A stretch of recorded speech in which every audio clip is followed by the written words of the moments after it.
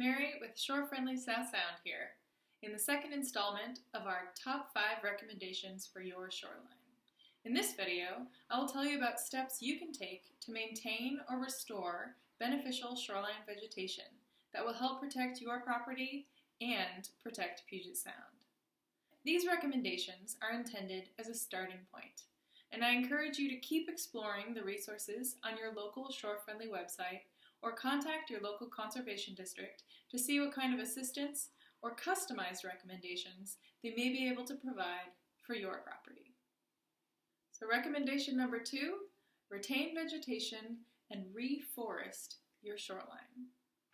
Beyond just the shoreline trees that we talked about in recommendation 1, diverse native vegetation plays a critical role on marine shorelines.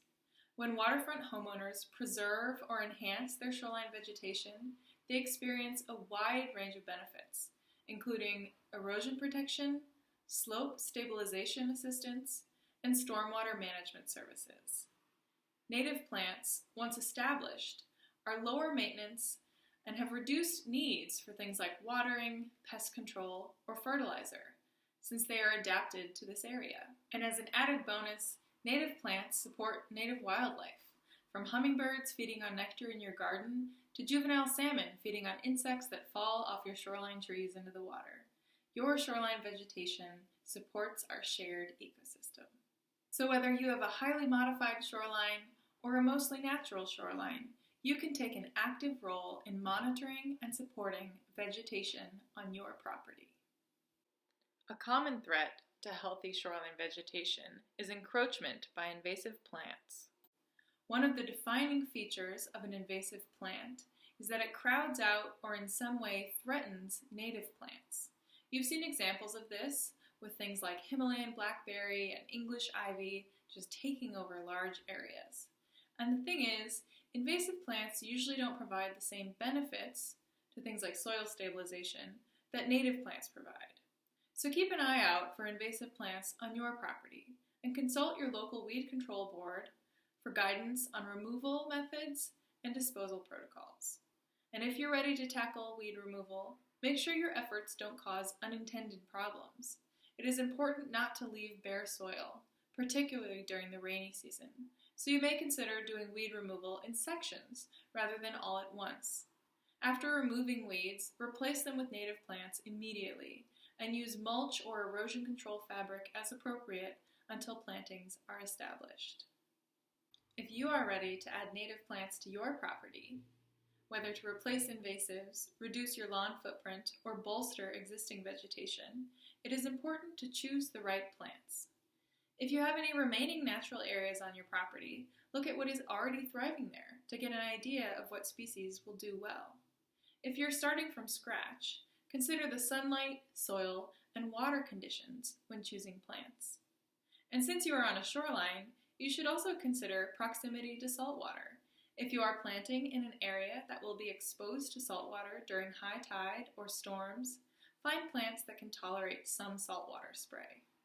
When you're selecting plants, aim for a diversity of species.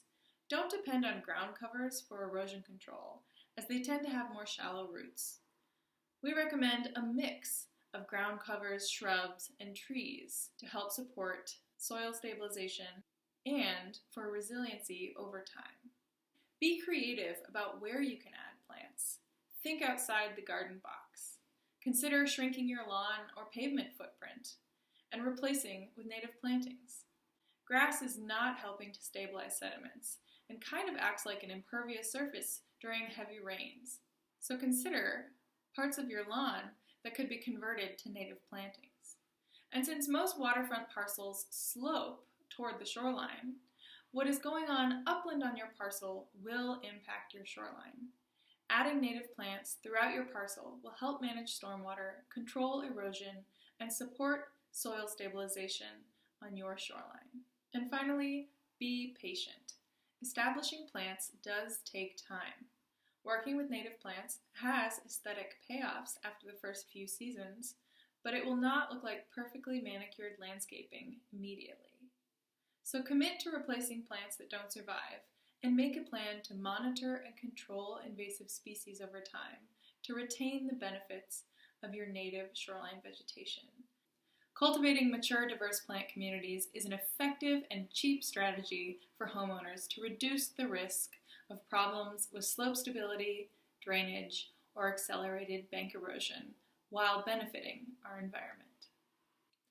Thanks for watching. For more information and to find a list of native plant species for Puget Sound shorelines, visit your local shore-friendly website. And stick around for recommendation number 3 on managing water on your shoreline property.